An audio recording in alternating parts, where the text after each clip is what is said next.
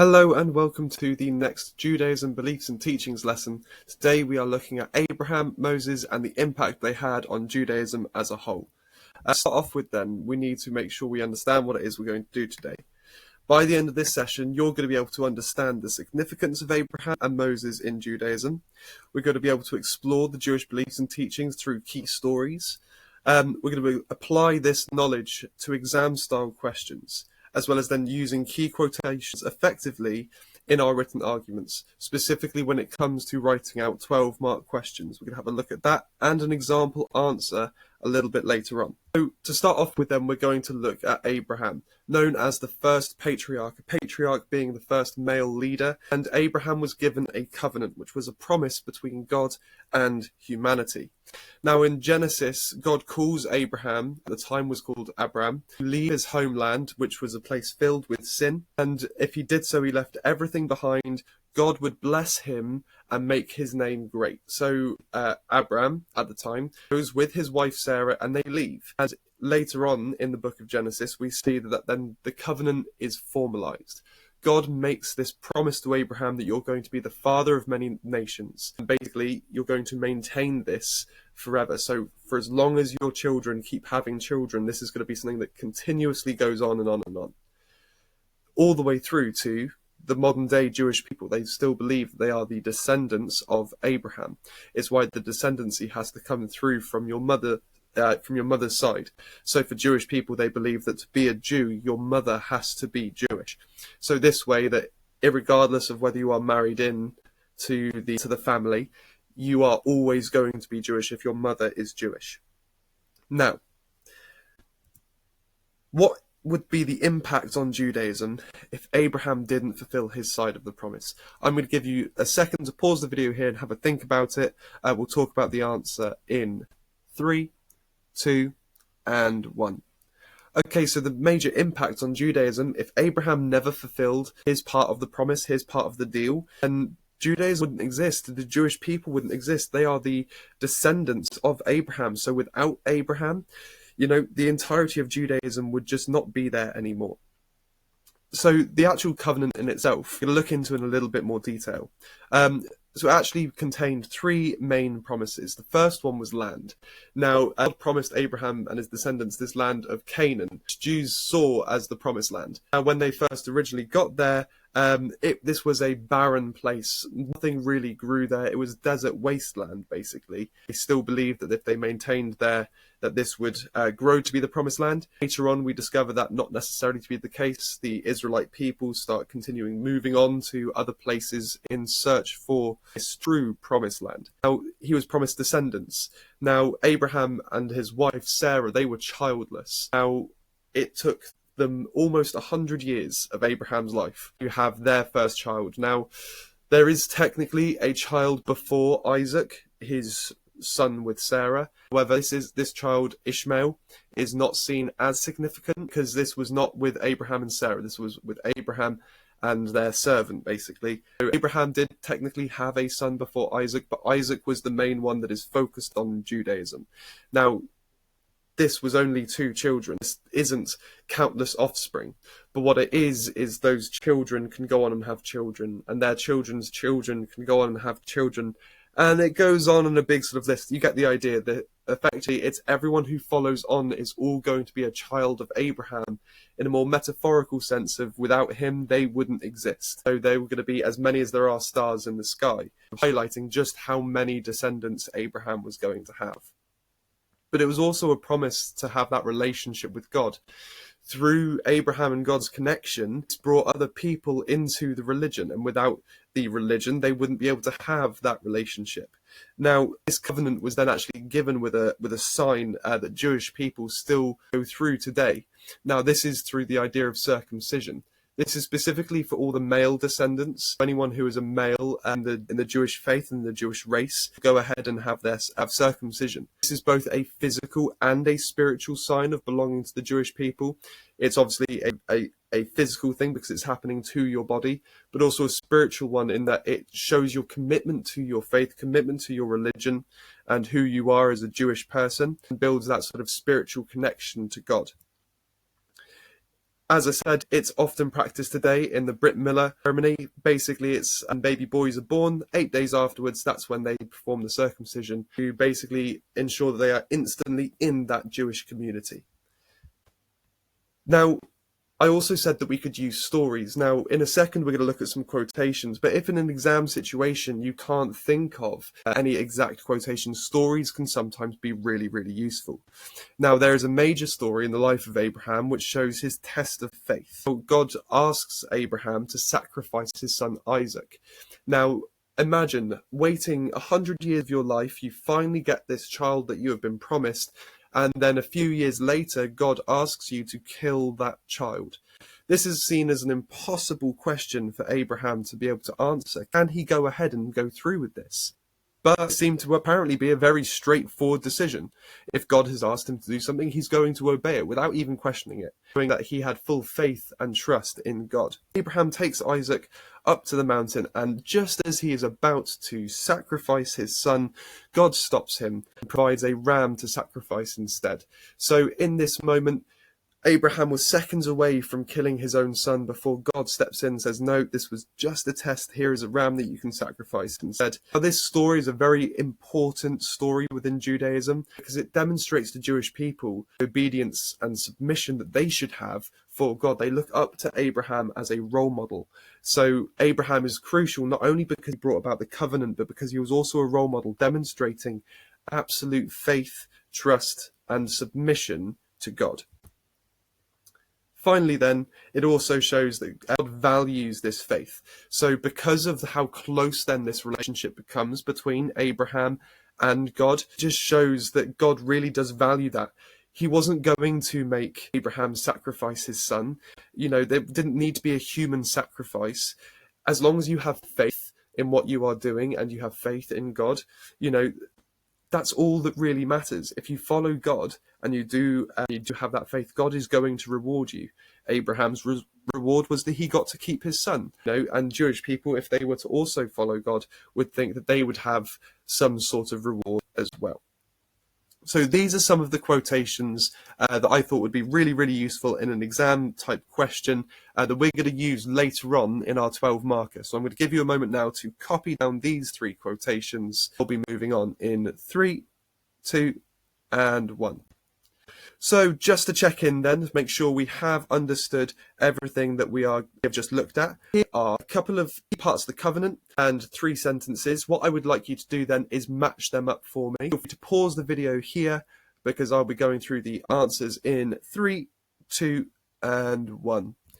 Hopefully then you got that for number 1 was E, so the faith was the circumcision as a sign. It's a commitment to your faith. Promise of numerous offspring was obviously linking to descendants, and the promised land of Canaan was linking then to the land that was promised within the covenant as well. So if you can remember those 3 parts of the covenant, you could answer a lot of GCSE questions based around Abraham. So part 2 then, looking at what was Moses' story, how did he become a great leader? And throughout this conversation, I would like you to start thinking about what would Judaism look like without Moses. So to start off with, Moses was someone who was visited by God in the form of a burning bush.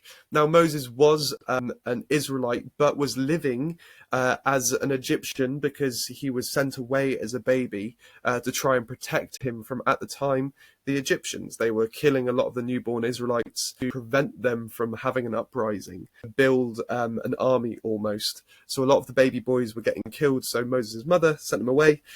And then we get to a point where Moses has now grown up thinking he's an Egyptian, and has then had this realization that he's in fact an Israelite. So he runs away and he comes across God in the form of this burning bush, and he says to Moses that you are going to be the one to set free all of these people. You're going to set the Israelite slaves free from the Egyptians, and you're going to lead them to the promised land. So at first Moses was a little bit doubtful of this. He goes along and decides that, yeah, I'm going to go and free the Israelite slaves. So he goes and speaks to the Pharaoh, and he asks the Pharaoh to let these people go. The Pharaoh refuses, and So each time the Pharaoh refuses, a new plague would come down to Egypt in the forms of locusts, rats, boils, and this would continuously happen 10 days. And on the 10th day, the angel of death comes down and takes lives of all the firstborn children. At this point, the Pharaoh could not take it anymore because he himself had just lost his first son. He says, "Fine, Moses, you can take the Israelite slaves." And he leads them to the Red Sea, where in this moment he parts the Red Sea to allow the Israelites to cross over into a new land, stopping the Egyptians from recapturing them and making them slaves once again. Now, in this moment, Moses has fulfilled his part of the promise, and so God now fulfills his part of the promise. He gives Moses the Ten Commandments and the Torah. In this moment, Moses now has the instructions that Jewish people are going to live their lives by. Orthodox Jews to this day still live by all of the laws given to them, all 613 mitzvot that include the Ten Commandments.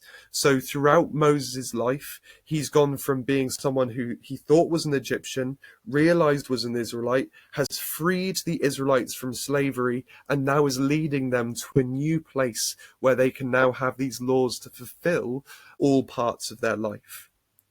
So the question is, what would Judaism look like without Moses? I'm going to give you a second to think about that question, as you should have been throughout this conversation that we've just had. Have a think about it. We're going to discuss this in 3, 2, 1. So without Moses, there's several things that you could probably suggest. First of all, if the Israelites never got freed from slavery, they probably would have eventually died out, meaning that, again, Jewish people wouldn't exist today. You could also say that there would be a huge difference in the way that Jewish people would live their lives. Now, we can somewhat see this, the separation of the Orthodox and the Reformed Jews. These Reformed Jews started rejecting some of the laws. Now, the difference here is that the Reformed Jews don't ignore all of the laws, just the ones that make them stand out as obviously Jewish. So things like circumcision, for example, would no longer be a requirement. Particular religious dress would no longer be a requirement. Kosher would no longer be a requirement. Now, if Jewish people completely got rid of these laws, well, they just wouldn't be Jewish anymore. So without the laws that were given to Moses, not only would the Jewish people not exist, they wouldn't have the foundations of their religion either. So Moses' covenant was then to continue this land, promised land idea. It was also part of the deal was Israel's part. They needed to obey the laws and be holy, set apart from other nations. Now, this is crucial because one of the big things that, the big reasons why this was Israel's part of the deal was because when Moses first receives these 10 commandments on Mount Sinai, he comes back down the mountain and the Israelites are worshipping this other idol, this false god. So this is really crucial then for them they have to fulfill these laws now because they've been re-given these 10 commandments and the rest of these 613 other rules they have to follow. And, they're going to have to do this now because they've already been caught out not doing that.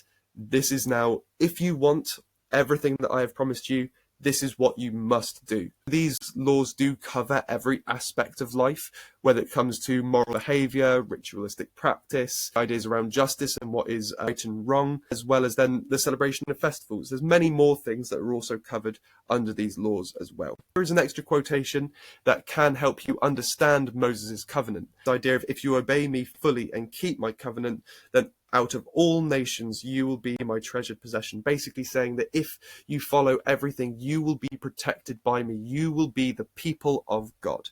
And that's something that obviously many people are going to want. They want to be part of that group who is protected by God.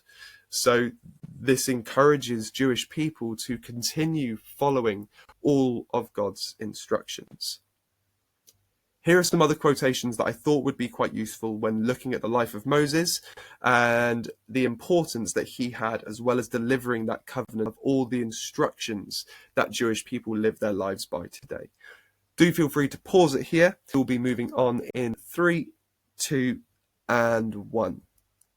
So very quickly then we'll do a quick recall quiz. First of all, what was the sign of God's covenant with Abraham? Write down your answer now. What event does Passover commemorate? Now, think about what passed over the houses during Moses' exodus of the Israelite slaves. And finally, where did Moses receive the 10 Commandments? I will show you the answers in 3, 2, and 1. So here are the answers. For question number 1, the answer is circumcision. That was the physical and spiritual sign of God's covenant with Abraham. Now, the Exodus is what is being remembered during the Passover, but specifically, if you wrote down the idea of the angel of death coming down to take the lives of the firstborn children, that would be the perfect answer. Passover, this idea then that the Jewish people, during the Exodus, painted their door frames with lamb's blood as a way to protect themselves when the angel of death came over. Now, finally then, where did Moses receive the 10 Commandments? This was on Mount Sinai. So if you had made note of that on the slides, very well done. We did mention it there also. Now then, coming on to this 12-mark question. What we need to do is make sure we are referring to Jewish teaching throughout this and making sure we give arguments for and against. Now, I have recently been marking for the exam board for a separate religion, but one of the more common things that I saw that caught people out is that they said on one side of the argument, and they said why that was a good thing, and then the entire second half of their argument, they just said why that initial argument was wrong, rather than actually offering a counter argument. What I thought I would do is go through and show you a perfect 12-mark question or 15-mark question, depending on the exam board you're with, so that you can understand just how to phrase these two sides of the argument. The specific idea then is looking at the covenant of Moses being more important than the covenant with Abraham. So the existence of the freedom from slavery, lands that were given, as well as these laws they had to live by, being more important than the Jewish people existing in the first place. What we're going to start off by doing is looking at side A and side B. We have to talk about two separate ideas here. One being Moses is more important, and the other is Abraham is more important. And what you'll see is I've brought in the quotations that we used earlier on in this session, because what you can do is you can pull out points from these quotations, allows you then to grow your answer out of being just half marks to being potentially up to 12 marks, because without the use of quotations, you cannot get more than 6 marks at any exam board. Now, here is the first argument. What you'll see here is that I have used these quotations in my answer. I have used a point, evidence, explain, link structure, and I've done this 3 times.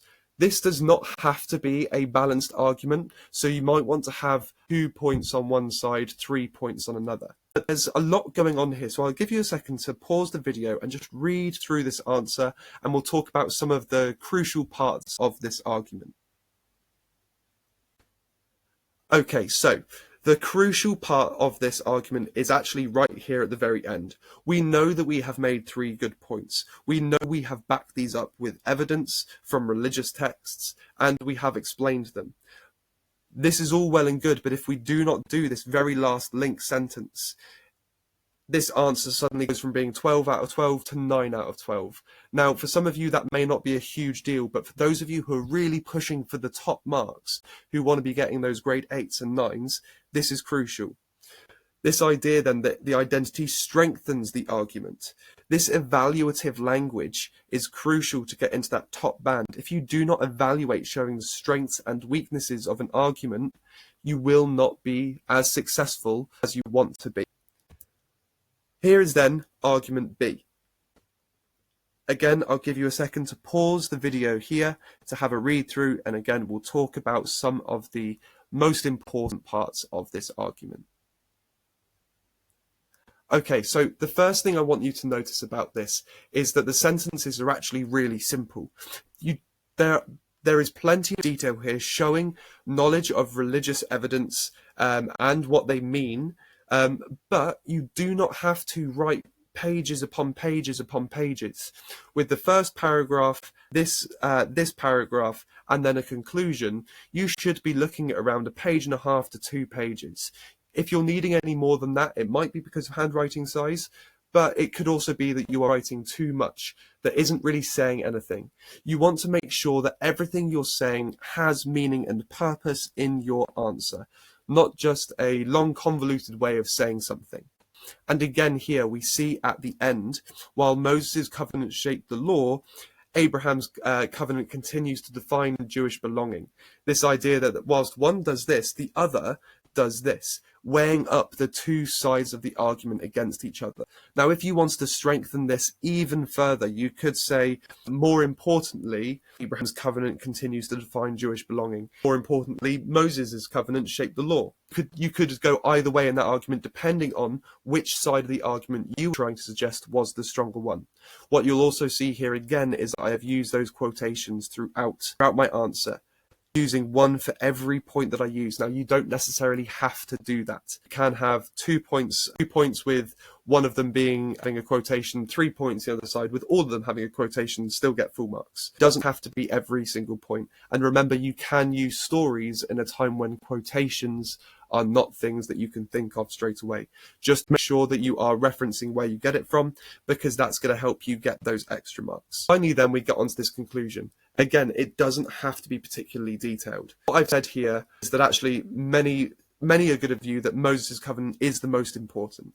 It's to its direct impact on the daily life of the Jewish people. I have recognized the fact that the covenant of Abraham still is important, but I have said that many Jews are going to view this one being the more important. So I have come to an overall conclusion. Now, this one does get sort of a little bit intertwined. Now, I've done this on purpose. The reason I have done this, it says there, this idea of being interconnected. This is all well and good. This might get you sort of 10 to 11 marks out of a 12-mark question. If you want to make sure that you get to a 12-mark answer, you want to just make sure that you land on one specific side of the argument, because what that means is that you have evaluated fully the strengths and the weaknesses. You're not going to have that moment of muddling them up together saying, they're about the same. You can land on one side, it just makes for a cleaner conclusion. So overall then, to recap some key ideas that we have looked at today. Abraham's covenant included land, descendants, and a relationship with God. Moses' covenant included liberation, the deliverance of the Torah and the Ten Commandments. We need to make sure that we're using quotations to support our evaluation, to support our explanations of our points, as well as then understanding the impact on modern Jewish beliefs, this idea that without Abraham and without Moses, Judaism would not exist the way that it does today. I hope this session has been useful. If you do have any questions, do feel free to drop me a message or put a question in the community page, and I will be happy to answer it for you. Thank you very much, guys, and I will see you in the next one.